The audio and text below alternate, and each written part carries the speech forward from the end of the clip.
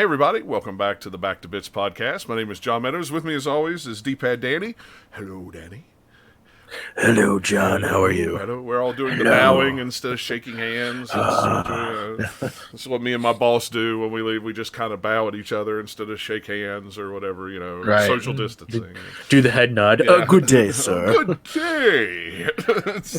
Pish posh. Yeah. So hopefully everybody's well out there. I don't know what Absolutely. day quarantine anybody's on. I'm not on any. Too many. Well, I'm not on any quarantine, so Yeah. it's. You're out there on the front lines, man. Well, yeah, I guess. I mean, I don't know if I'd call it the front lines, but Well, you know what I'm saying. I'm You're, out there anyway. you're exposed. Yeah, I'm exposed at least twice to 2 days a week. So, but here's what it is. But but we're not here to talk about depressing things like quarantines and No. We're things going like to talk that. about video games. Yeah, we want to talk about video games. Yeah. We want to do that kind of stuff. So we'll start off like we always do with any new pickups or anything like that. Danny, I see you got a puzzle. That's good. Yeah, Puzzles man, are good in this time. I mean, really. We've really been enjoying puzzles as a family. We had a 4-pack of Star Wars ones we got at Target that were really fun. It was there's 3 of them that were the first 3 movie posters, and I say first, I mean episode 4, 5, and 6. Right. And then it had like a marquee style one that had all the characters on it. But yeah, so we've been enjoying puzzles, and I didn't think until recently to look online, and I don't know why I do that with a lot of things. I'm like, man, I really like this thing. Why don't I look for it on eBay like I do for everything else? Yeah. I don't know. It doesn't ever occur to me until later, but I looked around, and I got a Super Metroid puzzle that we're gonna put together maybe tomorrow. Yeah. Other than that, I mean, I feel like I've picked up something, but I mean, I haven't been going anywhere, and I haven't really been doing a lot of shopping. So. Well, not a lot of shopping. A lot of places are closed and things like that. Right. And I don't know if I mentioned it on the last show or not. I know I mentioned it on on the other podcast. Was if you have a local video game store, reach out to them on Facebook or call them or something like that. A lot of times, what a lot of them will do is you could say, "Hey, do you got this game or that game?" Yeah, and then they can meet you somewhere. Or a lot of times they'll ship it out to you. Yeah, a lot of times they'll ship it. So it's a good way to, be sure to try to keep your local store open. I know a lot of places are like, well, you can help your local stores by buying gift cards, and I think that's all well, fine and good. But if that store doesn't stay open by the time this is all said and done, your gift card's not going to do you any good. It'll still help the store, but. I mean, it's more like a loan sort of thing, though. Yeah. Because even if everyone comes in and spends those gift cards later, it's like that inventory still diminishes. So it's like it evens out. Yeah. But yeah, support your local businesses. Yeah. A lot of places are really hurting right now, and that extend that out to your local restaurants. Oh yeah, absolutely. Especially if they're a Chinese restaurant. I mean. Help them out because a lot of people are being kind of racist towards Chinese restaurants right now. Yeah, that's a shame. Yeah, shame. I heard a story the other day where somebody was shopping at a local grocery store or something like that, and there was 3 or 4 Asian people in there. They were wearing masks, they had gloves, they got what they needed, went to the checkout, and one of the registers was open, and the lady actually put her clothes thing down and walked away until they were done. And left and went to somebody else and then came back because she was so paranoid about it. And that's just not cool. This is the 21st century. We're supposed to be better than that crap, Yeah, I mean, I get it. People are scared and people do stupid things when they're scared. But come on, we're like you said, we're better than this. Yeah. We can do better. Yeah. But Yeah.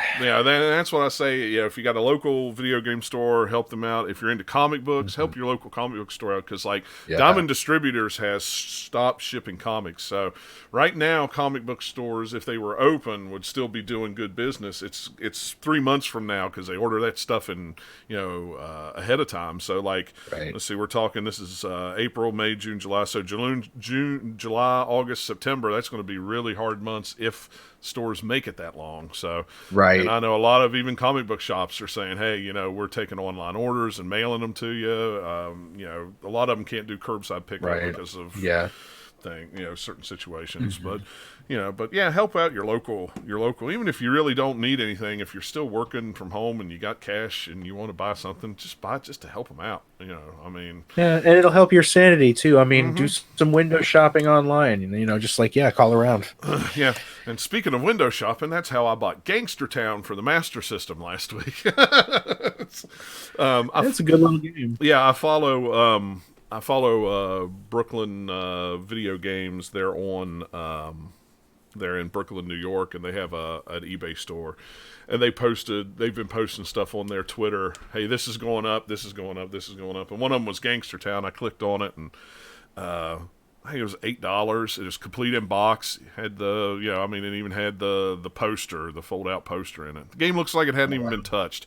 And that was a game I had when I was a little kid, and I liked it a lot on the Master System. So I'd been wanting to pick up a copy of it, so it seemed like a good enough time to jump on that. Even though I don't have a phaser for the Master System to even play it, but but I definitely wanted that one.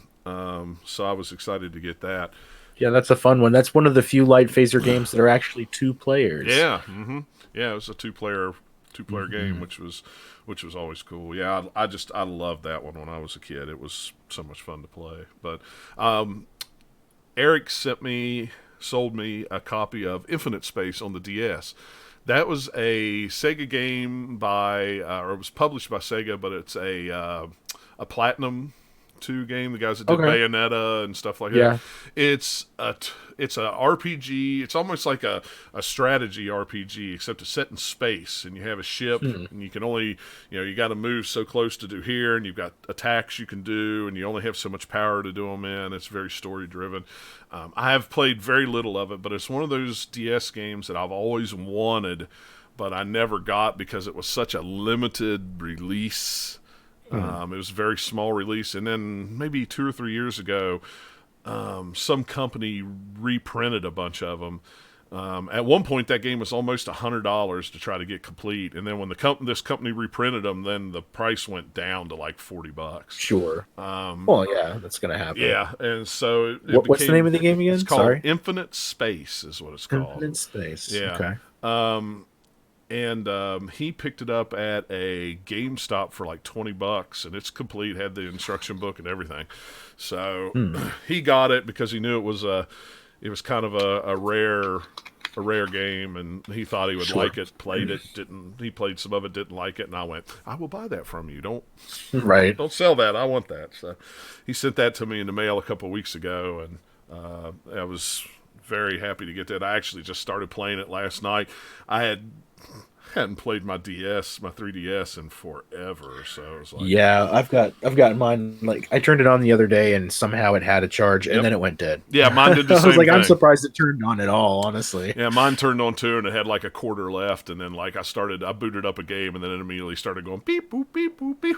It's like, yeah, okay, it just had a little bit of charge left. So the other thing I got was actually, I guess it was last Tuesday, or it was shortly after we recorded, a couple days after we recorded.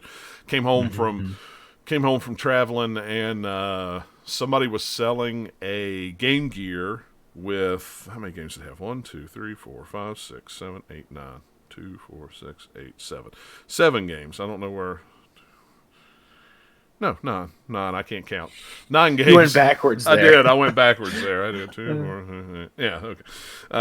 It had 9 games, and the Game Genie and the system. He wanted $15 for it. So. Oh wow! Yeah, you can't beat that. No, so I immediately went sure, and it had Columns, Sonic Spinball, Sonic 2, Sonic Chaos, Majors, the Major League Baseball, Lemmings.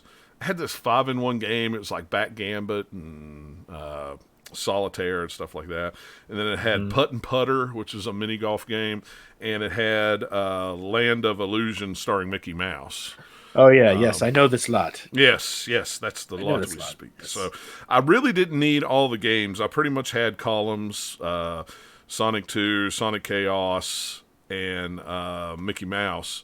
And I definitely didn't need the Game Gear. And it was it wasn't working anyway. Or it was, but it needed, of them don't. Yeah, it needed recapped. So it was like I threw it on eBay, sold it for $15. Got my money back and went, hooray! It was great. So I Can't beat that. Yeah, I did end up keeping 1, 2, 3, 4. Ended up keeping 4 or 5 of the games. I kept one for you because you said you didn't have the Mickey Mouse, so I've got it here. And I'll have a working Game Gear one day. Yep. I'm working on it. Yeah, me too. I've got a working one, but I want that TV one. I'm still waiting on it. So the rest of them are all on eBay. I didn't know if I really wanted to keep the Game Gear or not, or the Game Genie or not. It didn't have the book, which, I mean, I know I could look up the codes online if I really wanted it. I don't think I would ever use it. It would just sit on the shelf as ooh, look, it's a Game Genie. Now, does the Game Gear one have the little opening in the back where you put the book in if you have the book for it? Because I know the Game Boy one is like that. It's got the little door on the back where the little book could come in, and I've only seen the little book one time, and that's when I worked at Matt's. We had one completed box, and it had the little tiny Bible in it about that thick. Yeah, I remember you broke it out and showed it to me, if I'm not mistaken. Yeah, that thing was just so weird and cool that it was like, I have if it had the book with it, I'd probably keep it, but I don't know. I mean, go ahead. Sorry, I wasn't trying to. I got a Game Boy one that has the book in it. I got it, I don't know, a couple months ago, just in a lot because it had some games with it that I wanted, and it was cheap. So I got that, and it's a cool thing, but it's just sitting in a drawer. It's like I don't have anywhere to display it or anything like that. Yeah, I don't either. I'm out of shelf space back there behind me to put anything on, and it's like So I threw it up on eBay with the 1, 2, 3, 4, the 4 games, the games with it, and if it sells, great. If not, then whatever. I'm not. Yeah, I mean, you've already made your money back at this point anyway. The Game Gear made my money back, so it's like, So the whole lot ended up only costing me like $5. So not a bad deal. No, and the games were surprisingly clean. But that was what was funny was we were on the whole social distancing lockout thing. So it was like I met the guy, I got the game, gave him cash, of course, because that's what you do. And brought it home, left it out in the garage. Came home, washed my hands, and took the wipes out and wiped everything down, and then brought it in the house. And then took them all apart and cleaned them. It's like. Which is usually I clean them with the Clorox wipes anyway, no matter what I get. And but usually I go ahead and bring them in the house and set them in the basement. But it's like, I didn't even want to do that. It's like, they said, it's crazy. Yeah, it's crazy. You gotta douse everything with Lysol. I gotta. When I talked last time, when I was saying I got that copy of Astro Boy Omega Factor for Game Boy Advance, when I got it, it was like it wasn't even in a bubble mailer. Dude put it in like a regular stationary envelope, and I'm like, somebody licked this, so I'm gonna go ahead and take the game out and throw this in the outside trash can, and I'm gonna go inside and. I cleaned the crap out of my hands. I wiped it down with some alcohol glasses wipes and stuff, and I'm just like, I don't even know how that didn't get to you broken because when it's a regular stationary envelope like that, they usually run it through a machine. So. No, it was in good condition and it powers on just fine, so I can't complain. But it was just kind of unnerving. I'm like, like that's not how you ship something. First of all, in general, and plus with all the germ stuff going around, I'm like, I don't want to touch this. Yeah. See, that's a downvote right there on Amazon or not on Amazon, eBay for me. It's like that's immediately a negative thing or not a negative, but a neutral rating. Yeah, you're getting points off on that one. Yeah, you can't ship things like that. I mean, at least you can get those little tiny bubble things, and it costs just as much. I mean, right? Yeah. I don't know. That's just scary laziness right there. So yeah, it is. But I mean, again, though, even if it wasn't something somebody licked, like I said, you get something from Amazon in a box, you got to leave it out there for an hour, spray it down, and it's crazy that this is what we've become out of necessity. Yeah. Well, but again, everybody's like, this is the new normal. No, I don't like to say that. This is just this too will pass. It's there will be a new normal. This will make people look at things a lot differently and appreciate certain things more. Exactly. That knocks me up to, well, I would say 56 Game Gear games, but actually I got this one in the mail today from Eric. He sent me this one. It's Mighty Morphin Power Rangers. Cool. I just literally got it in the mail, so I haven't even played it or anything like that. So that makes 57 Game Gear games. So. And I think I have like 8. But again, I haven't been buying them because I don't have a working Game Gear. Actually, I put them on the shelf. I can count them from here too. Yeah. Looks like 7. I can't see it leveled, but I want to say that there's one I can't see because of the angle. I have all mine in cases. Luckily, that's it's like and I'll go on eBay and I'll buy empty cases because I like to have them in them cases. And what's funny is I was actually at Mom's house cleaning out some of my stuff, and I actually found my boxes for some of my old Game Gear games, like Batman Returns and stuff like that. But it doesn't have the inserts, the plastic inserts that or the cardboard inserts or whatever that the cartridge set in, and the manuals are gone. But for some reason, I kept the cardboard boxes, and I don't know why. It's like maybe you had a carrying case and you put everything like the manuals and the games and stuff in it, and you kept the boxes just stored away because you didn't want to throw them out or something. I'm guessing maybe somewhere those instruction manuals are still around because I mean, when I traded those things in, I know I didn't trade the manuals with them. I mean, I wouldn't think I would, but. So I've got, I forget what ones I have. Shinobi, Batman Returns, Indiana Jones and the Last Crusade, and I don't even have that game. So now it's like, well, now I got to buy that game because I've got the box for it. Yeah, I got to match it up, complete it. I mean, this gives me direction on the next couple things I need to buy. So now it's like, great. Now I got to go buy some more of the plastic protectors that I buy for all my cardboard games to put those in because I don't know how those things didn't get crushed in that box they were in, but they didn't. So, I'm hoping maybe somebody on eBay eventually has inserts, even if they're the plastic reproduction inserts. I'm fine with that. Something to keep the shape, so the boxes keep their shape a little better. So. Right. You don't want them to get squeezed. No, I don't. So, all right. Well, let's get on the news real quick before we get on to the main topic. Just a couple of things going on. Yeah, a couple of quick things. Polymega finally has sent out some beta units. They've sent out, I know at least 1, 2, 3. Let's see, 1, 2, 3, 4, 5. At least 6 people have them. Modern Vintage Gamer has one. He got his today. I saw his tweet that said that he will be putting up some videos and running that thing through the ringer soon. Video Games New York got one. I don't know this Dennis Gen. No, did they get all the extra components as well? Because it's modular, right? As far as I know, this is just the base unit is what they sent out. So I'm guessing it's just the CD. The base unit just does the CDs. So I'm guessing that's all it is. I'm not 100% sure. I know they said they were going to do another beta test soon. And this is also going to be sold at Walmart.com and on Amazon and Amazon Japan as well. So it sounds like they're, really starting to get things rolling with it. Apparently pre-orders will be available April 15th on Walmart.com. Nice. So, yeah, I know a lot of people were all, vaporware. Well, finally, we're starting to hear something substantial. Substantial. So, yeah, I think as far as I know, it's just the base unit. I was just looking at some of the guys' tweets. I put a link to the tweet that they sent out. And Modern Vintage Gamer he just showed a picture of the base unit box with the wireless controller. So I'm guessing it's only CD based.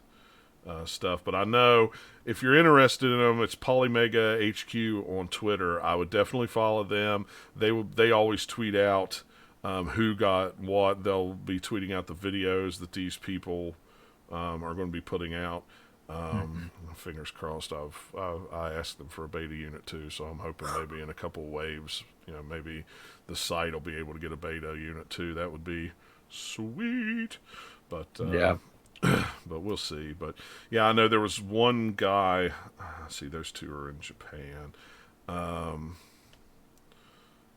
I think it's Samarua is how you say his name. He's doing a Polymega stream every day for the next week for 7 straight days. Yes. So his is actually going to be starting right now, probably. So no, wait, 6 p.m. Pacific Standard Time. So that's what 6. No, that's now. So it's going on now. Don't change the channel. Unless you're listening to us on you can check it out later. Yeah, you can check it out later. It's fine. Twitch highlights those things. So, the other thing that I thought was kind of interesting, I put a link to. There's been an unreleased N64 game recently that was found and dumped.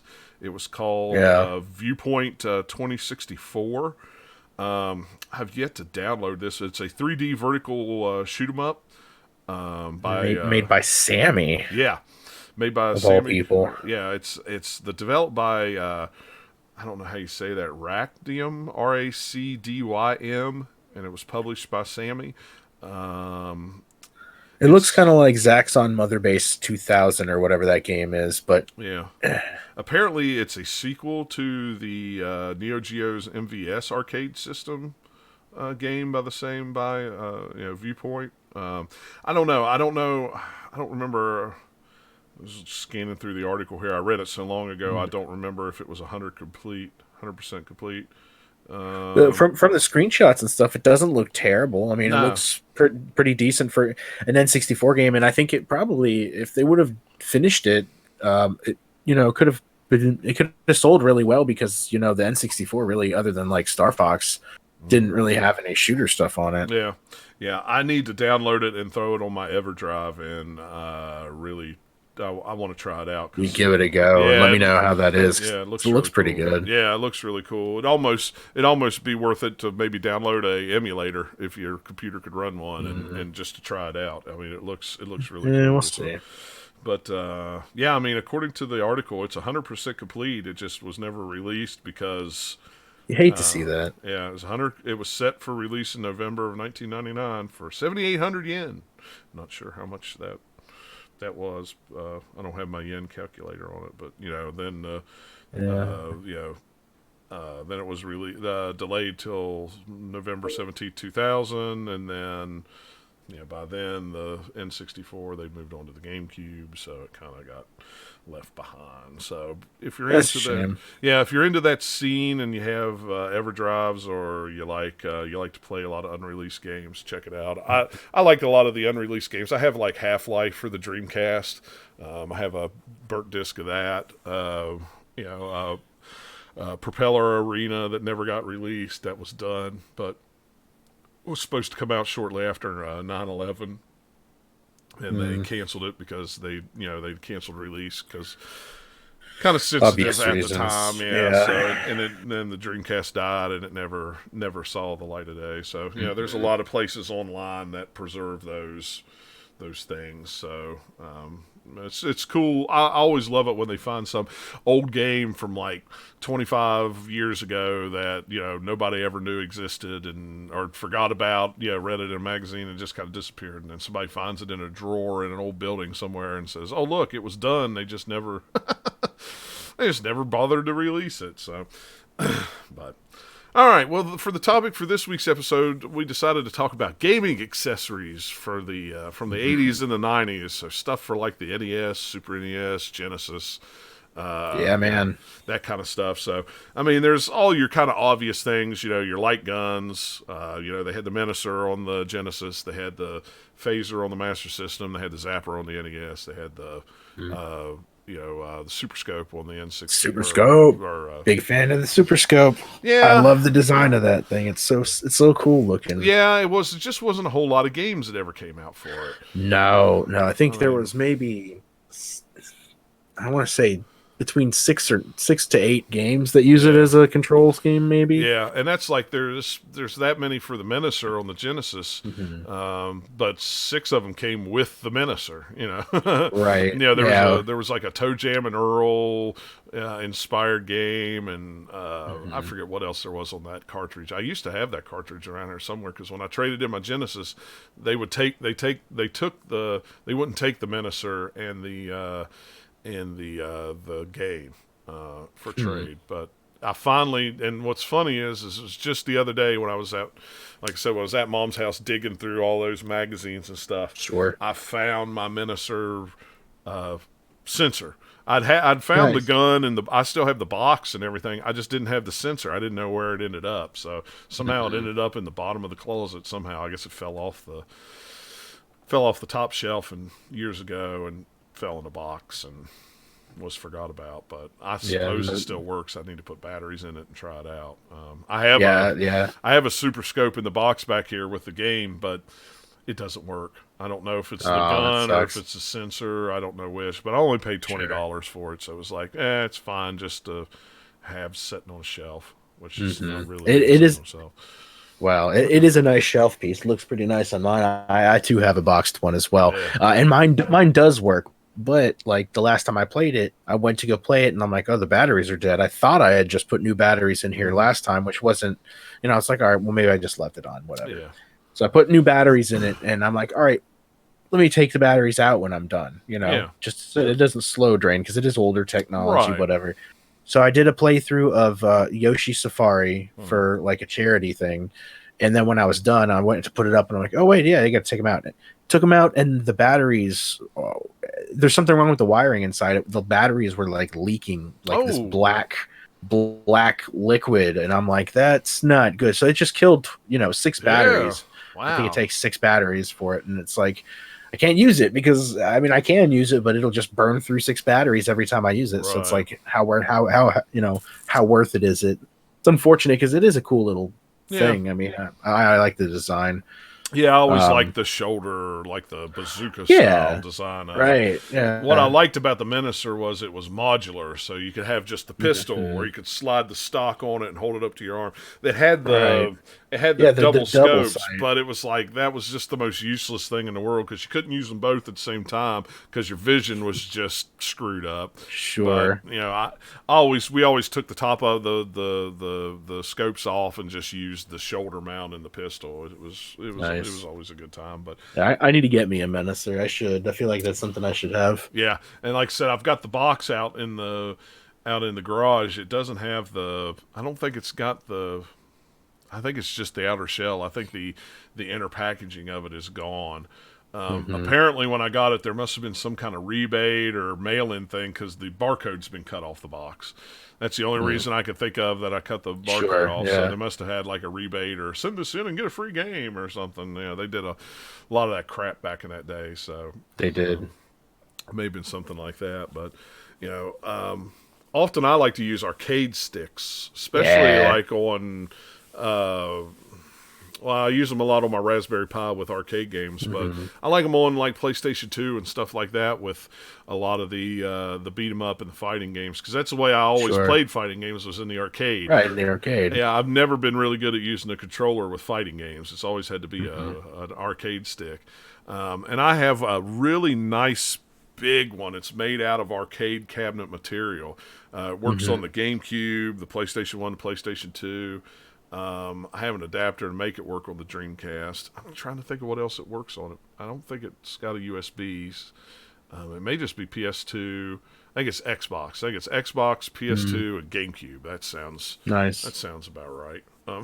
Sure. Why not? Yeah, I think it sounds about right for that era. But so that one's pretty cool. I do have I'm sure you've got an NES Advantage. They had one of those. Dude, I have like 12 of them lying around somewhere. I got like 6 of them in a box in the closet. That's hilarious. I've got two, and I don't have them here. They're in the ottoman over here. I've got 2 of the Genesis arcade sticks. One of the 6-button arcade sticks.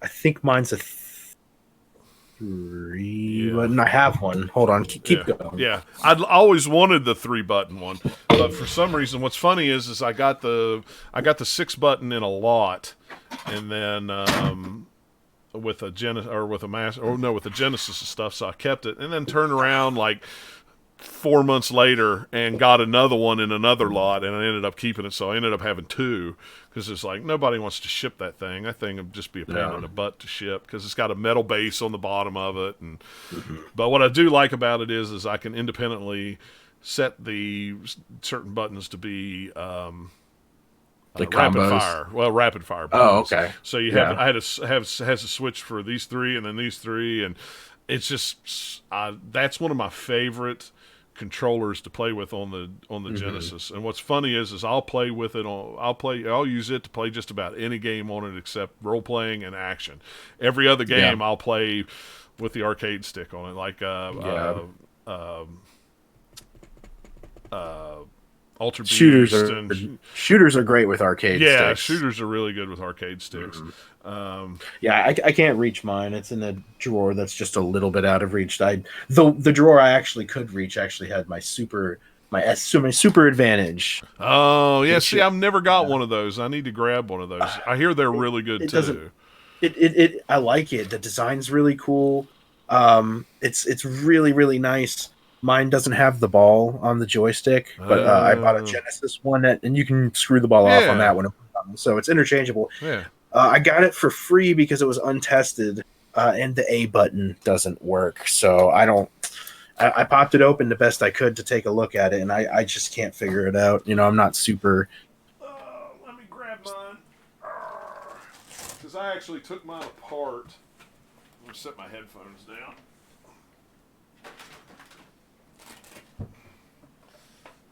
My cable's just not long enough on my headphones, and if I'd have been ahead of time, I would have had all this stuff. But this is the one I have two of. Yeah, see, I have one that's similar, but I don't think it has all the extra switches. It's just and got stuff the three on it. buttons, and that's it. It's just got the three I buttons think and the start and so, select yeah. on it. Yeah, that I need to get one of those. I want to get one of those. Now I have to grab it. Now it's going to bother me. Right. But this thing. No, it's the same one you have. Oh, is it? Oh, okay, cool. Yeah. What's cool about it is it's got the Mega Fire thing on it, so you can adjust the slider that you can adjust how fast the rapid fire is and stuff like that. And it's one of my favorite controllers. I love this thing. It is just. I clearly haven't used it much. Man, I tell you what, it's quality. It's metal on the bottom of it. I mean, they just don't make them like this anymore. And if they do, they're super expensive. It's got the wrist, the little concave for your wrist. When you lay your wrist down there.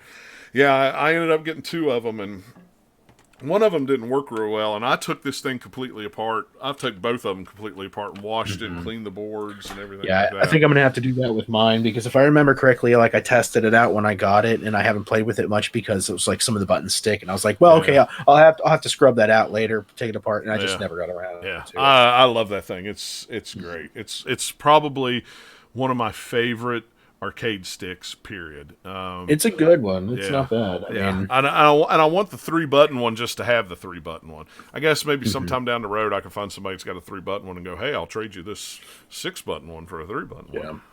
My buddy got one when we went to Southern Fried Gaming Expo last year in the summer. He got the PlayStation one, and it's the official Sony one, and it's really cool looking too. It looks like a PlayStation. It's got the same color scheme and everything. Yeah. It looks really sharp. Yeah, I almost picked it up, but I was like, I want to buy games and not controllers. And he was like, oh, I'm going to buy that. And I was like, maybe I should have bought that. Oh well, shoulda, coulda, woulda. The one of my favorite oddball arcade sticks that I have, and I say it's oddball, it's really not. It's the Virtual On sticks for the Saturn. It's the dual joysticks, and it's specifically for playing Virtual On. So it makes it so you move this. I think it's the left one moves your direction, and your right one moves you forward, back. So you've got to figure out how to play the game with. It was definitely made for like a DualShock controller with the dual sticks on it. But back then they didn't have it, so they had this big computer or this big joystick. That thing, I've got it complete in box from Japan. Golly, it was almost, I'd say it's at least 20 years ago. I think I paid like $40 for it back then. It was super cheap. And then I got a adapter that allows me to use it on the Dreamcast. So I could use it on the Virtual On game that came on the Dreamcast as well. what's funny about that is I bought a lot of Gundam. I was really into Gundam back then, so I have a lot of Gundam games from Japan for the Saturn, and every Right. one of those Gundam games use that Virtual On controller too. So See, that's what makes the controllers good. If you have yeah, the software to support it, and I think that was the big downfall with like the Steel Battalion controller hmm for the Xbox, because it was only compatible for the one game and it was super yeah, it was expensive. like 200 But if there was bucks. other Yeah, but if there was other games that came out for it, if it was just automatically compatible with hmm all these different mech games and Yeah, stuff, I mean that's where you need to find a stride for longevity yeah. for an odd kind of accessory like that, I think. Yeah, I do too. And that was what was cool. And at the time, I didn't even realize it. I was buying it just for Virtual On because I had Virtual On for the Hmm. Saturn. I loved that game, but it was just a pain in the butt to play that game with a regular D-pad because then you had to Yeah, use your buttons to do your turning around, and it was like, this is hard. I was like, oh, they make a not controller. ideal. I'll buy that. And, I was like, oh, it's one controller for one game. That's so silly. And then I got to looking and it was like, oh, wait, I've got 4 other Gundam games that I can use this with and stuff. So that was pretty cool. That's one of my favorite ones too that I have. It's just the box art is really cool because it's got the big Virtual On mech on it, and Sure. it's really sweet looking. I'll have to send you some pictures of it after we get done. It's over there. Though. It's over there on the rack. I didn't even think about bringing it out. So Oh, no worries. steering wheels. Do you use steering wheels You know, on games? I've never had it. Well, I mean, I have the plastic steering wheel for the Wii Yeah. for Mario Kart, but as far as like an actual like wheel and controller and pedal setup, I've never owned any of them. I do, however, I do want to get one for PS2 specifically and only for Outrun 2006 Coast to Coast because that game is amazing Yeah. and I really feel like that would just up it that much more. I need to ask my buddy if he's still got it. I gave it to him years ago. I had a Logitech GT something or other. I don't even Hmm. remember what model it was. It was when Sure. Gran Turismo came out. Hmm. Maybe it was Gran Turismo 2. I don't remember if it was the first Gran Turismo or the second Gran Turismo. Me and him were really into the Gran Turismo games, and it has the force feedback, so it would fight you when you were going into the curves and stuff like. It Nice. has the pedals and the flappy paddles on the back for shifting. And when that was back when I was I would get rid of something to get something else. So, Sure. and I think I gave that to him. And if he's still got it, I doubt he ever uses it. Maybe he does. I don't know.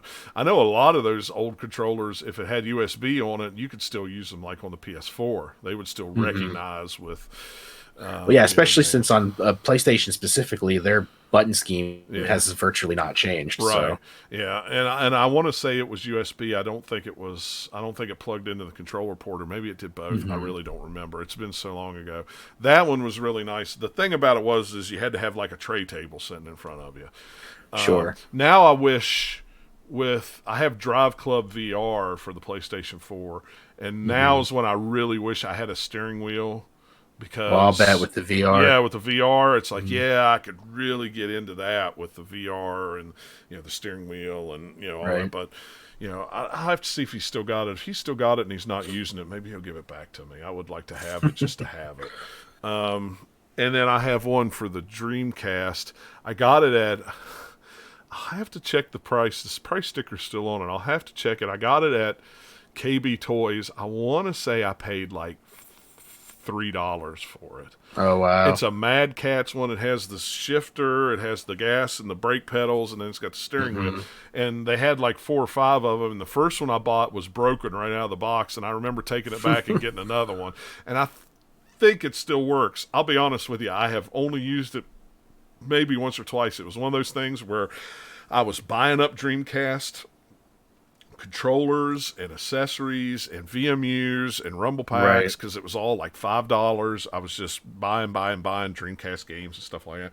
And literally, when I saw it for $3, I went, "Why not? Why Just to not? stick it on the Can't shelf." afford not to buy the Yeah, thing. yeah. So it's like sitting on the. It's. And I think maybe I used it one time, Hmm. but man, back in, I have so many Dreamcast stuff. I've got the Dreamcast rod and reel. Love that thing. The fishing reel's really cool. There's somebody that won. I don't remember. if it was a Marvel versus Capcom tournament or a Soul Calibur tournament with the fishing rod. Yeah. I don't know. Maybe that's just an urban legend. I don't know. I've seen that. I've heard that I feel like I've seen the an article on it, but that's just wow. Yeah. It's just amazing what you can do with that thing. With that, and it's interesting to think of how some of those fishing games had to have been programmed to use that. If you can use it as a regular controller and find out what all the inputs do and how they had to work that. That's really interesting stuff. Yeah, it is. I bought so many Dreamcast controllers. I love that Dreamcast controller. It just felt good in my hand. I liked the triggers. I liked everything about it. The wings. It's all about the wings. Yeah, the wings. I don't know. Really they just feel good. Yeah. And I like the smoke black ones. Those are the ones that I like, the kind of see-through black. So I bought. Those are sharp. Yeah, I bought one of those. I actually have two of them. One of them I haven't even taken out of the box. I still have it in the box. But I bought, I think I have 12 or 13 VMUs. It just got to the point where it was just like $5. Okay. Yep. Now I've got two of the big ones where they were like the 4X memory cards, the official Sega ones that had and those are kind of rare. I got the broadband adapter. I love that Dreamcast. I love my Dreamcast. It's a good console, man. It really is. We kind of talked a little bit about Game Genies and Code Breakers, at the beginning of the show with the one I picked up. Well, we also talked about it not long ago when we were talking about cheating and stuff. Yeah. Yep. Yeah. I have the Code Breaker for the Dreamcast. The only reason I had it was that was how you could play import games. And that's still, still one of the only ways to play import games if you have the actual real game, right? Or unless you have a region-free mod on your Dreamcast. What's funny about the actual Code Breaker game is if you're using a VGA output on your Dreamcast, and it's a game that doesn't support VGA, the Game Breaker will actually force VGA on some games. So, if you could get one of those, that's really cool. But I have a couple Game Genies for the PlayStation 2. One of them, you could hook the PlayStation 2 up to the computer to download saves. It's really weird. Right. It comes with I have a USB to USB cable. You plug it into the computer and then plug it into your PlayStation 2 and boot up the disc with the memory card in it, and you could actually transfer saves from the computer to your memory card and back. And that was really weird for the time. Absolutely. It's very strange. But of course, Action Replay is another one of those things, which we talked about that with playing on the GameCube, how to boot Swiss and stuff like that. And then you got the Game Shark for your N64, and I think Game Boy Advance era. Yeah, Dreamcast had one too. I've got one for the Dreamcast. It's a great big freaking memory card that has that shark thing on it. Oh my god! Yeah, they really, really wanted to push that brand. Yeah, they did. But I mean, it was the second coming of Game Genie, and I mean, you've seen the front of that, the big red Game Genie holding the big Game Genie. Yeah. And back in the day when the Game Genie came out for the the NES, it was like holy crap! I can have infinite line. I can have infinite lives on this game. Oh, that's awesome! Oh, I can do this on this game. Oh, that's awesome! So it was really cool. I never. Yeah, I've got. Oh, go ahead. Yeah, I've got two for the NES. I had one I got in a lot, and I bought the other one from one of my buddies last at Southern Fried as well, because he had the booklet with it, the original large booklet that came with it. So I was like, I don't have the book, and he was only selling it for $5. I'm like, I'll buy another one for $5. Oh yeah. Some of them sometimes. Those Game Genies go for a lot of money, especially the N64 ones, depending on what version it is. For some reason, those are expensive, and I don't remember why. Well, there's for as far as NES goes, there are two different versions as well. There's because originally it was made by Codemasters, and it was bought out by Galoob very shortly after they started making them. Yeah. So 90% of the ones out there are Galoob, but if you have a Codemasters one, it's the price goes up by like 5-4. or something like that. Because Game Genie on its own is not really worth a lot, but if you have one of the rare print ones or whatever, then it's a little bit more sought after for sure. I think they made one for the top loader too. That's really, really rare. They didn't make a whole lot of those. If I remember seeing something like that. I think you're right. It looks somewhat like a Famicom converter sort of thing that it just pops on the top. Yeah. But I have those two. Like I said earlier, I have I got the Game Boy Game Genie, and I have one for the Genesis as well, which again, like you were talking about, it would let you play other regions of games, which you would think that would make me buy some like PAL exclusive games or something, but I still haven't bought any imports for the Genesis. I really haven't either. And I have one for the Genesis. I have an action replay for the Game Boy somewhere. Yeah. Because I found the boxes at Mom's house the other day, so I know the units are still there somewhere, which is weird. So it's like, well, maybe I'll put them in the boxes and throw them up on eBay, or maybe somebody will want them. The other thing I found at Mom's that I'd forgotten I had was I have a 4-player tap for the Genesis. It was made by EA. Oh, nice! And it had to you had to order it online, or through their store. I say online. Yeah. It really wasn't online. It was a mail away sort of deal. Through their catalog thing that they had. And I'd forgot I had it. It's been setting up in the closet in the box. It was the first year it was that Madden would let you play 4 players. They made a little 4-play, and that thing was tiny. I mean, it just plugged right in. It wasn't like the ones for like the NES that were huge and kind of hung out, and you plugged them in. It looked like a big old box, like a transistor box or something that you plugged. Well, a satellite, the NES satellite. Yeah. I also have, and I've really thought about getting rid of them because I never play them. I have the Acclaim wireless controllers for the NES, the old IR. Are they black? Yeah, they're black. Are they black and red in this weird robotic shape? Yep. I have 2 of those in the closet. Yeah. I got them at a yard sale, complete in box for I think $10, and I just picked it up because it was so cheap. But I cleaned them up and they work. But it's like, nice. No, I'll never use it. Yeah, what's the point though? Like you put your hand over it for a second and it won't read. Yeah, it's like there's a particle of dust that floats in front of that red line. Yep. Gotta love old technology. Oh yeah, those old IR.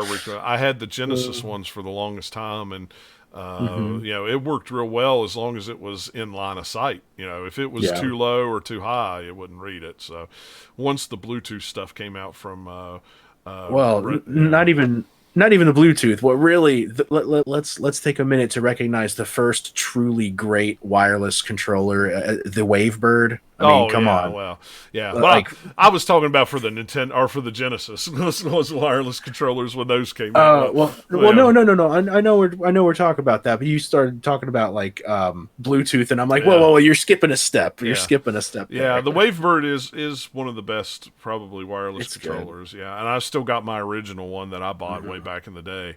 I wished I'd bought more of them when they were going out, just because I would have liked to have had a platinum one. I would have liked to have had another one. It would have been cool. But yeah, I love my Wavebird. The only thing I wish it had was Rumble in it, but I can do without. Yeah, I mean, I've gotten used to. What's funny is I play most of my Switch games on the go on my Switch Lite. I totally haven't played Animal Crossing on my regular Switch because you can't move saves.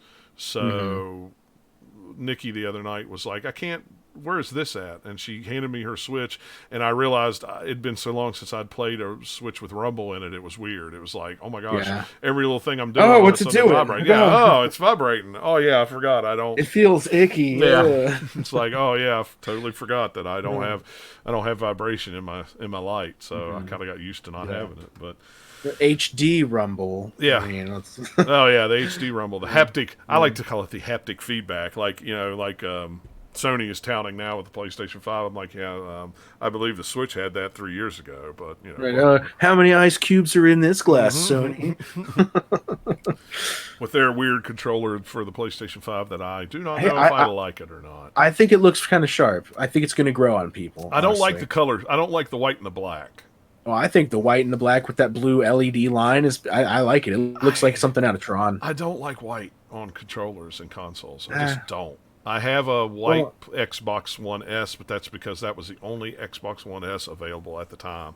And every time I set down, every other console in my setup right now is black except it. And here's this big white chunk box hanging out, and I hate it. I like the variety of colors that you get with collecting. Like, I wouldn't mind getting the white PS2, but that one's gone way up in price. That one's expensive. Yeah, I don't like white on a console or on a controller anyway, because it ends up turning or Well, it depends on the material that they use too. I mean, some of the newer stuff like the Wii remotes don't really yellow like your Super Nintendo type stuff did. Well, you know what? Those you can always tell when Wii remotes came from a smoker's house, because that much is very true. Yellow as all those, get out. But yeah, that was from the tar in the cigarettes. It's like, oh my gosh. But yeah, I mean, I don't know. It's growing on me. I'm kind of. I like it. I'm kind of. That's not where. Yeah, we're not talking that's not new what we're stuff. Here to talk about. So what about the Power Glove? That's down in my oddities and lesser knowns. That's I'm bouncing around. Yeah, we got one more to go. Yeah, in the gaming accessory, a mainstay, but Yeah, I never had a Power Glove. My hands were too big for one. I never used one. It seemed like it was a very niche kind of. It's a very gimmicky thing. Yeah, gimmicky thing. I think it was I think the only reason it got real popular was because it was in that movie, The Wizard. I love that movie. That's one of my favorite movies. I think that kind of set it apart from everything, and now it's cool to set on a shelf and go. Look, that's really all it is now. I have a Power Glove. It's like, I have a Power Glove now. I got one about a year and a half ago or so. I finally broke down and bought one. They had one at Matt's of all places, and I'm like, that's really calling to me. Yeah, but I mean, I've tried them on, and like, especially now as an adult, it definitely don't fit. But it never fit when I was younger. Kids had it, and they were like, "Oh wow, look at this! This is cool." And I'm going, it's all right, I guess. I mean, I never had one as a kid. Never knew anybody who had one, but it's a neat thing to have, just because it's a cool little slice of retro, Yeah. And I put console add-ons as gaming accessories, power base converters, 32X. I was trying to think, Sega CD. Yeah. I mean, to me, those are all add-on accessories. They're not any CD add-on, really, like Jaguar CD, the TurboGrafx or PC Engine CD. Yeah.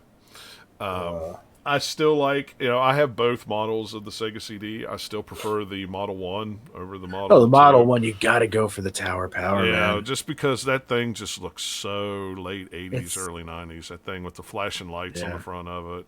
And I like it. I dig it. Yeah, that's the one that I love the most. And that's the one I have the most memories of, because that's what they had for rent at the rental store. So, Sure. I like that. But I have a power base converter as well. Even though with the EverDrive, I really don't need the power base converter anymore, because it'll play the ROMs. Master System runs off it. But I do have a power base converter. I should still have the box upstairs from my original power base converter. That was the only thing that I kept. Because I knew I could play Master System games on the Genesis when I got rid of most of my Master System in some of the games. And on the Nomad. Yep. I have a Nomad version. I have a Game Gear version of the Power Base Converter from Europe. It's called the Game Gear Master. I think it's called the Game Gear Master System or something like that.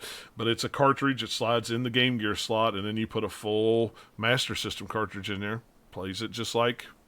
Neat. Sure it drains the already low battery life. Oh, I'm sure. I can't imagine.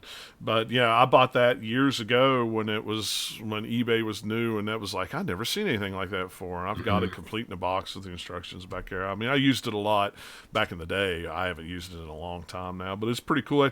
It has the screw that holds it on, that goes into the screw hole in the back of the Game Gear, and the TV thing plugged into. And that's another thing. They had a TV tuner for the Game Yeah, Gear. TV tuner. Yeah, I wanted that thing so bad when I was a kid. Too. I was like, that is the coolest thing. Yeah. But then it's like, even if you would have gotten it, I'm sure it worked like garbage. Yeah, like, it was you'd Nintendo, have to be like really close. You'd have to live like in the town that the tower was at, probably to get anything. Couldn't take it camping and get anything, and which is where you would want to get the most use out of it or something like that. Of course, I think it had a radio built into it, so you could get the at least get a radio in it, I guess, if you want. Oh yeah, there you go. Okay, but like nobody had like radios sitting around. But, not in their cars or anything like that. Yeah, no. But I always liked the power base converter because I always thought it was really cool. Because one, they called it the power base converter, which is weird because the system in America was not called the power base; it was called the master system. But when the converter came out, they called it the power base. So, but it also had the card slot in it, so you could plug in your card games, like games that they had, like Ghost House and Ghost House. Yeah, that's the one I was trying to think of. I forget, there was a robot one. Golly, what was that thing called? Yeah, they had that at Matt's one time, and I passed on it. I don't remember what it was called. It's got the little Voltron robot looking like he's flying. Golly, right? I can't remember the name of that game. I can't remember. Anyway, it's cool. It lets you play both types of Master System games, which was always pretty cool. I mean, it was a big honking thing that plugged on that old Genesis. Yeah, it's a decent size, and if you pop it into the Tower of Power, that's like mega overload. Yeah. So much blast processing going on up in there. Yeah, that was cool though, and then of course the 32X we've talked about before. That was yeah. I mean, it is what it is. And then you got modern stuff like you have the Super Retro Advance that I have, where you can play the Game Boy Advance games through the Super Nintendo. There's also a Genesis one by the same company. I'm trying to think if there's any other weird like cross-platform converters that have come out since then. Yeah, I'm sure there's something else out there, in some edge of the internet or something, but those are cool. The Super Retro Advance I'd actually recommend if you can find it, but apparently they don't make them anymore, and as a result, they're kind of expensive. I think they go for like $80 now. Wow!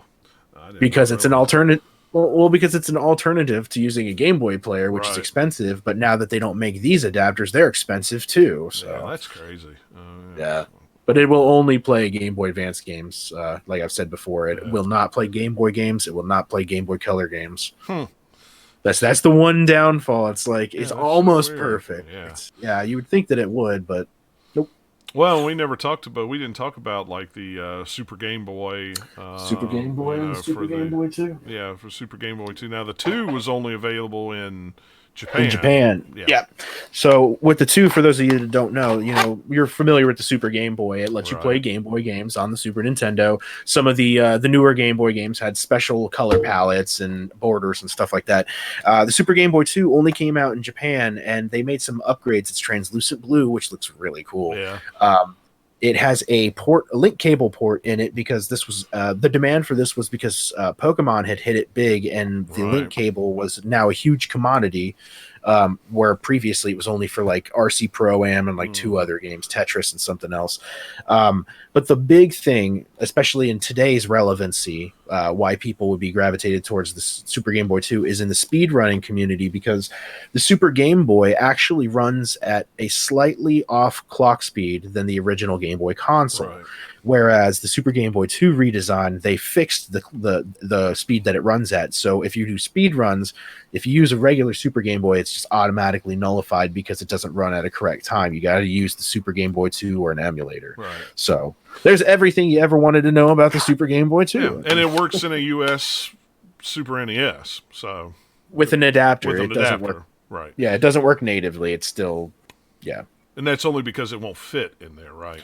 Yeah, it's because it's shaped like a Famicom cartridge. Yeah. Because the Super Nintendo cartridge has those slots in the back, so you'd have to Dremel tool your console. Which mine has them dremeled out, so I could use it without an adapter. So, but if you see one around, there's a really cool thing to have. Yeah, I've never gotten one. I never really never really thought about it, honestly, because I really didn't know what the differences was when I was using it on the Super NES. Now I've got the Game Boy player for the GameCube, so it's like usually if I go to play them on TV, that's what I go for.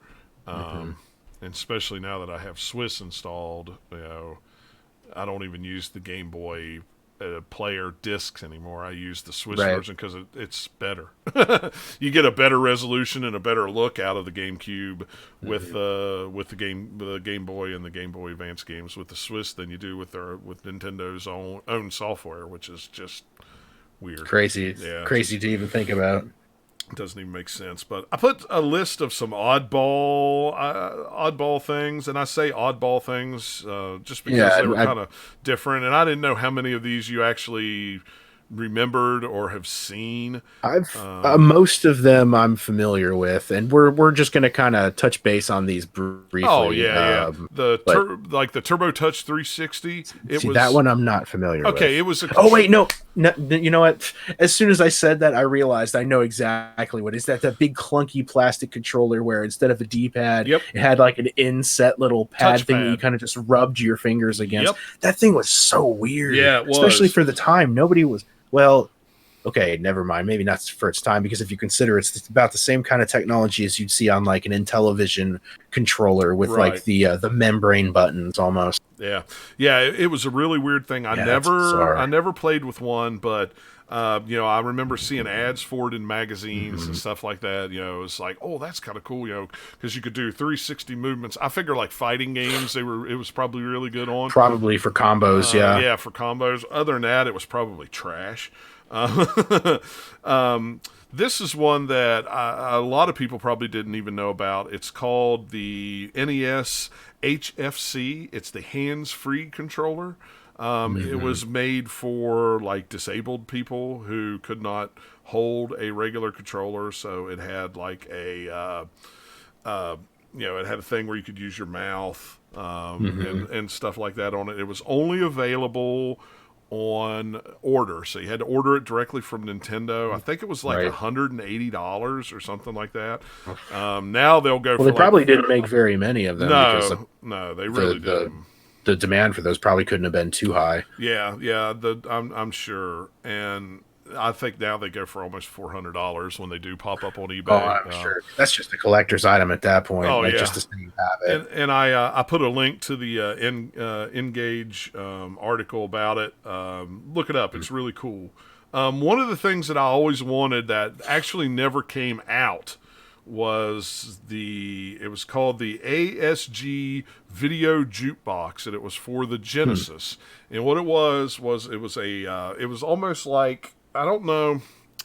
I know you're a little younger than me, so I don't know if I don't know if they still had these when you went into stores. They still had NESs and Super NES games. You know, when you went into Toys R Us or Children's Palace or stuff like that. Well, when I was a kid, they had displays set up with a box that had 10 games in it, and you could press a button and you could change the game. Oh yeah, like the M82 demo unit. Yeah, for the NES. Yeah, I know exactly. Yeah, I remember those things. I remember seeing them in stores, and that's how I played. All kinds of different games. Well, this jukebox thing was that same kind of idea, but for the Genesis in a home console setting. So you could plug, let me look here. I forget how many games you could plug into it.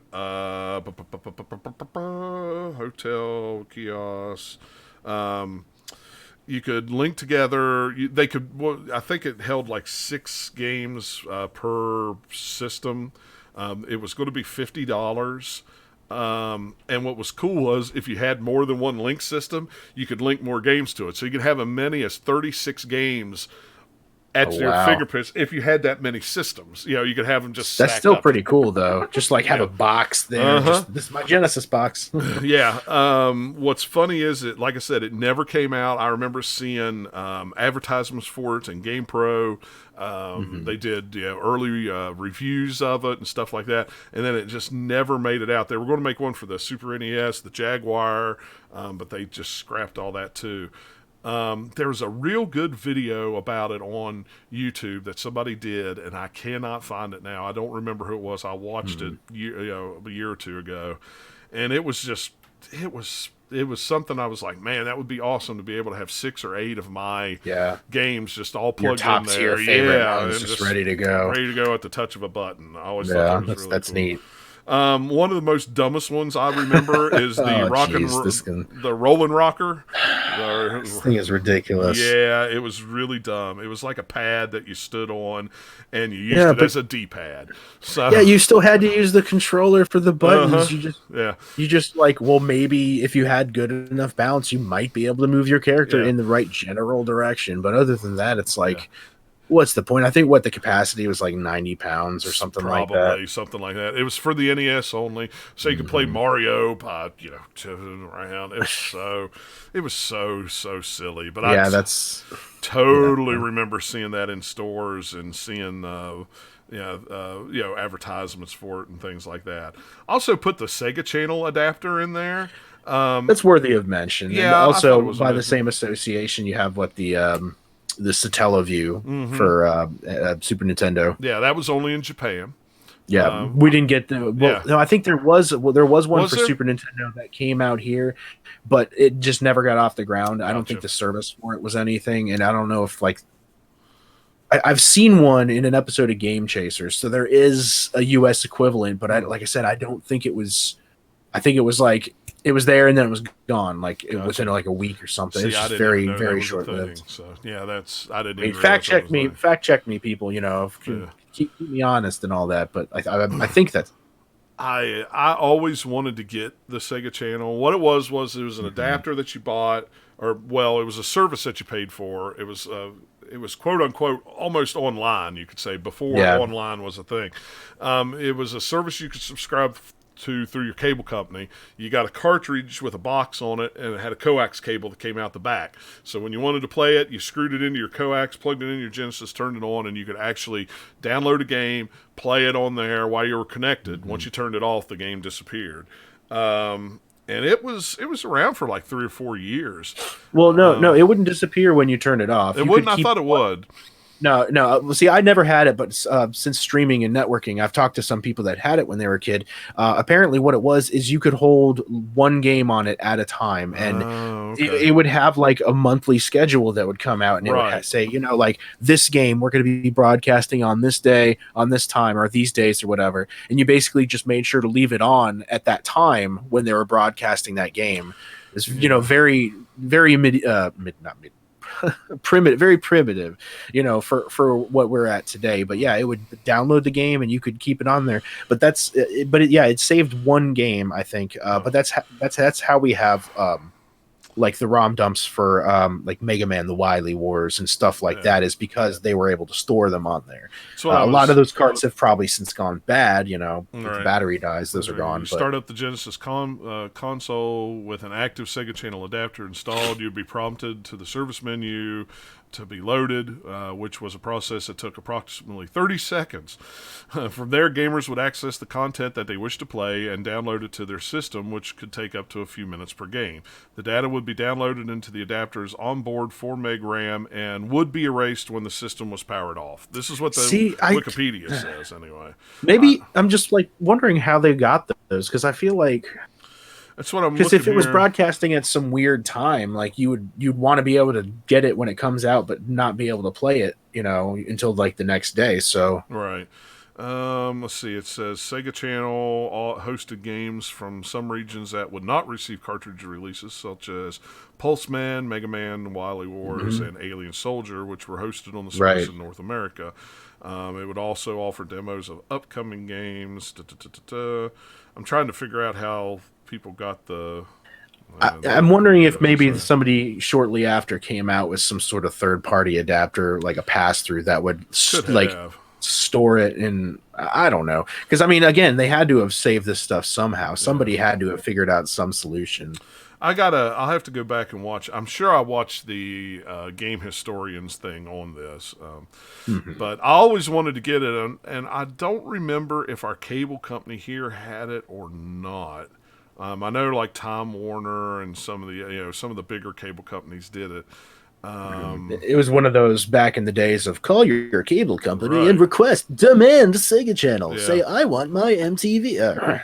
But I always wanted it. It was $13 a month, which by nowadays standards, that sounds like a pretty good deal. Really, it's kind of a cheap thing, but it was such a cool idea that was so far ahead of its time, as Sega usually was. Even with the Dreamcast, they were way ahead of their time too. So. But don't mind me, guys. Don't watch this and think, oh, that D-pad dandy guy, he's full of crap. I'm not listening to him. Oh no, there's so much. I was misinformed. Well, and like I said, I don't remember. I'm just going off Wikipedia, and we all know Wikipedia. No, yeah, sure. Well, that sounds accurate though. The Tyco power plug, that was a weird one. I don't know if you ever saw that. I remember that one. It was designed for the Genesis. What was cool about it is you could program button pushes in it. You plugged it in, and then it went between your console and your controller. So you could do a turbo button on any controller. But what was really cool is you could just have it go auto, and you could hit the auto button and then go, I want to do this crazy combo. It's up, here's a Hadouken or something. Yeah. Just single button press, and then you could just press it and just bam, you could do it. Which is pretty cool because then you could just assign it to a button or whatever. It had slow-mo, it had turbo on it. Such a weird thing. It was like $40. It was real expensive at the time, and it was made by fucking Tyco, who made race cars, RC cars. So weird. This one, I wanted one of these. The Aurora Interactor. They made it look so freaking cool in the magazines. It was like this big Judge Dredd vest you put on, but it was essentially a full body rumble pack where it would force feedback with fighting games and stuff. I always wondered how it worked. Probably not very well, but it looked so cool in the magazines and the commercials. It was just one of those sleek kind of things that you knew you'd never have, but it was really cool and you wanted it. Well, it was actually it was haptic, so it was more. It wasn't just like rumble motors. It was like speakers that made the vibration that made it feel. I didn't know that. Yeah. See, it was like it made it like it was like you had a subwoofer on your back. Oh wow, okay. And that's how you felt the. You feel that right in the back of your throat. Yeah, because it was the haptic sound that was doing it. It wasn't it wasn't like an actual. That thing was like $100. And it was expensive. I have old magazines with them in it. I'm like, I'll never own one of those. I don't think my dad's ever going to buy me one of those. Yeah, I remember the big campaign thing with it when it was out was Mortal Kombat 2. Mortal Kombat 2. Feel the punches, feel the hits, And you would because, that game was so boom, boom, boom, So that haptic would just pound you in the back with it. It was so weird. See, looking back, I don't even know why I wanted the thing because I didn't even play fighting games. I've never been a big fan of fighting games. Yeah. I would have been the goofball that bought this expensive accessory specialized for fighting games, and I'd be playing like Sonic with it or something. And you'd be going, "This is weird. I don't understand this at all. This thing sucks. It doesn't work. Yeah, this is odd." So, Danny, you do a lot with the NES. Do you have a speed board to help your game? I do not, but it is it's hands. This has got to be one of the most bogus and obscure. Yeah, I'm using air quotes for those of you listening after the fact. Accessories for a video game system. It's basically just a piece of plastic that's molded to have. It's got a little hole in the top for the cord for the NES controller, and you slap your controller in this crevice where it's just stuck in this piece of plastic. And the idea is it's got almost like on the old it's got like a wrist rest for an old crappy keyboard on it, and you use your fingers instead of your thumbs. Yeah, you plant your thumbs on that thing, and you tap it. It's the speed board. It's the dumbest freaking thing.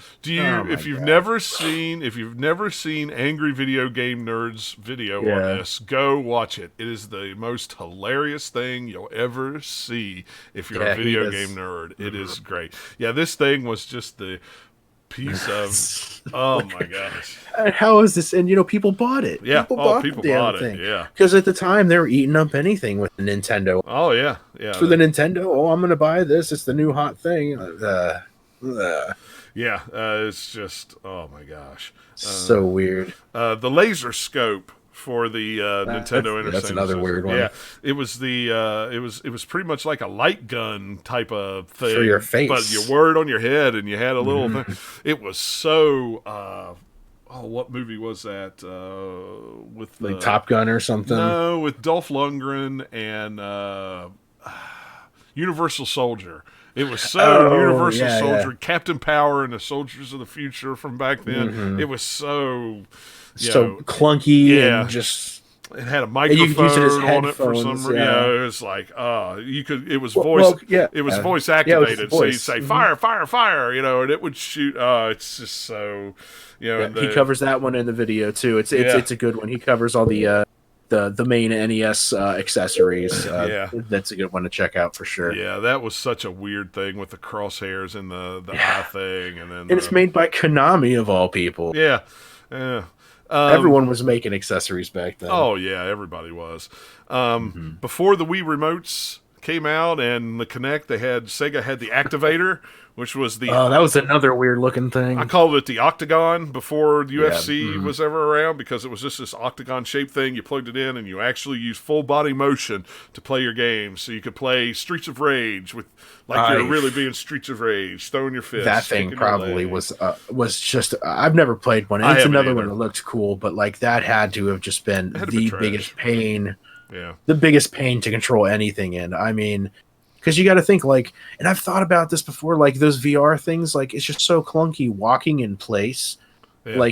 Even when you go to the mall and you see those old blocky VR arcade machines or whatever, and it's the way you move forward is just from pushing your body against that bar in the front, but you're just walking in place. I'm always why don't they just put a multi-directional conveyor belt on there, like a ball or something to roll. Yeah. I always thought that's how something like that should work. So I can only imagine the home version would be that much worse. Yeah, I bet that was just absolutely ridiculous. So I bet it didn't work with a crowd. They tried so many different things back then. It's crazy.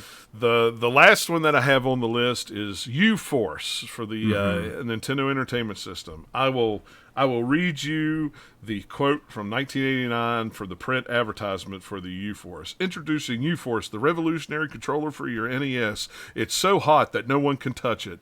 Now you can feel the power through without touching a thing. It's U-Force from Broadburn, the first and only video game controller that, without touching anything, electronically senses your every move and reacts to it. There's nothing to hold, nothing to jump on, nothing to wear. U-Force creates a power field that responds to your every command and makes you the controller. This thing was so dumb. It was just like a... But you know what? From what I understand, it works pretty damn well for what it is. That was what I always heard. It worked really well. Yeah. No, but yeah, it looked like this little laptop. Or no, it almost looked like... It almost looked like the little battleship. It opened up like a battleship thing, but it looked like a touchscreen off the Enterprise, Next Generation Enterprise. Is what it looked like. Yeah, it really did. So You expect weird to see sonar or something on it. It was so weird. I never played with it. I'd seen it. I remember seeing it in stores. Seeing it in magazines. It was highly, highly advertised. But like I said, apparently it's a legit thing. It also has a little slot on the front. Yep. Because you could use it wirelessly like that for different games. Specifically, Mike Tyson's Punch Out, I think, is one of the ones that's better for it because you're actually punching it. Yeah. Right, but it had this little slot in the front where it had a flight joystick, double button joystick sort of thing. And even though the slot is just a little plastic slot, and the piece you put in it is literally just a plastic cylinder, somehow the buttons still work. Yep. It just registered your thumb moving. Yeah, that's what I'm saying. I need to get one of these things, and I need to try it out. So if I get one, or if anyone wants to donate one, no, I'm not going to be that guy. But I will probably do a stream if I ever manage to obtain one of them for a decent price. I'll probably do a stream and try out a whole bunch of games. I got to see how much they are. I don't even know how much they go for. Yeah, it's not something I've ever really looked up on. I haven't either, and I'm going to look at it because it's right something now. You forget about until somebody mentions it, and you're like, "Oh yeah, that thing was neat." There's one complete with the joysticks and all, $60 or best offer. It's not terrible. There's one that doesn't have the joystick, Yeah, but you'd want that. That's the whole point, is just to see how that thing works. And it's $18.50. So see, that's what it is. The joystick's the expensive part, I bet. There's one in the box, $80. There's one with the joysticks, $99. There's one with the joysticks in the box, $73. So under $100, but you're gonna get if you don't want the joysticks, you can get them for $12 or $20. But with the joysticks, you want the package. You want the whole thing. The joystick jacks the price up there. There's one that's buy it now for $25, but shipping's $21. So there you go. Yeah, that's where you get you. It's still 50s cheaper than some of the other ones. Yeah, that's true. $15, no joystick. Yeah, that's it's funny. It's a neat little thing, though. Oh yeah, I mean, especially if you get one in a box and just have it sitting on the shelf. It's because it's got that cheesy '80s thing. It's like it's got like the probably drawn picture of a photo of a kid going like with the swift action lines. I got the blur and all that. The blur and everything. Oh yeah. It's I can only imagine, but so that was just some of the oddball ones that I remembered as a kid looking through. I mean, I've got 200 issues of Game Pro magazine. I can just sit down and start thumbing through, going, look, here's an advertisement for this thing. Here's an advertisement. I forgot about that one. Yeah, like I remember when I was working at GameStop, we got after controller traded in. It was like the Power Glove, but it was for the N64. Yeah, it was weird. It was that plastic plate that you put your hand on it, and it had like the C buttons underneath your fingertips, and it had like it was weird. But I just like every time I went in there until it was sold, I used to put it on and be like, this, like how do you do this thing? Like how is this? I couldn't figure it out. Have you ever seen the ones for PC that are like that? They're a thing you put your hand on. They still make them.